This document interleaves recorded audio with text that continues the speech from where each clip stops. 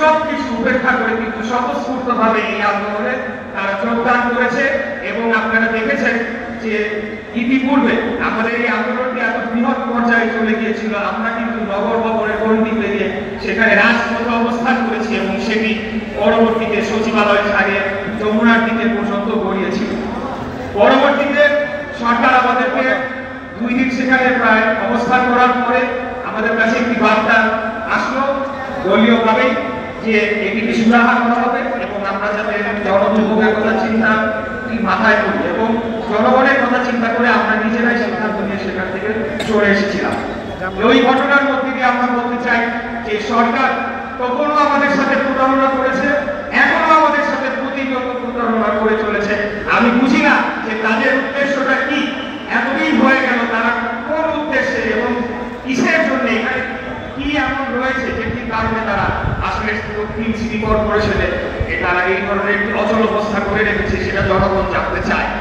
আমি আজকে আপনাদের মাধ্যমে আমি দুর্নীতি দমন কমিশনকে আহ্বান জানাতে চাই, আপনারা এখানে আসুন, এসে এখানে যতদিন এই আসিফ মাহমুদ সজীব ভুঁইয়া অফিস করেছে, কি কি দুর্নীতি করে দিয়েছে তার সমস্ত কিছু আপনারা আমাদের আপনারা যদি ধরে নেন যে এই আন্দোলনকে আপনারা এভাবে আপনারা অগ্রাহ্য করে যাবেন, তাহলে কিন্তু এই আন্দোলন আবার নগর ভবনের গণ্ডি পার হয়ে রাজপথে অবস্থান করবে।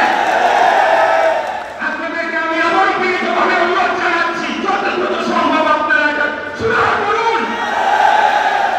কেন আপনারা কাজ বিলম্ব করছেন, কিসের জন্য আপনারা এখানে কাজ ক্ষেপণ করছেন, কার প্ররোচনায় এই বর্তমান অন্তর্বর্তীকালীন সরকার এখন পর্যন্ত কোনো কার্যকরী পদক্ষেপ নিচ্ছে না, সেটা আমি বুঝে পাচ্ছি না।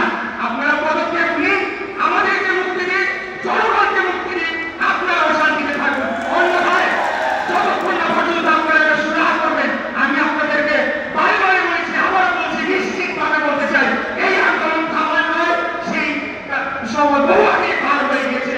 এখান থেকে পেছনে ফেরে আসার কোন রাস্তা আপনারাই খোলা রাখেন নাই। অতএব আজকে যে বেহাল দশা হয়েছে, নগর ভবনের যত অবস্থা, সেটার জন্য একমাত্র দায়ী এই বর্তমান অন্তর্বর্তীকালীন সরকার, এই উপদেষ্টা এবং বর্তমান প্রধান উপদেষ্টাও এটিকে এড়িয়ে যেতে পারেন না। তাই উনি সর্বজন শ্রদ্ধেয় ব্যক্তি, ওনাকে আমরা সবাই সম্মান করি। আমি ওনার উদ্দেশ্য আবারও বলতে চাই, আপনি দয়া করে আপনি এই বিষয়টি আপনার নজরে আনুন এবং এটার একটা যৌক্তিক সুরাহা করার মধ্য দিয়ে আমাদের জনগণকে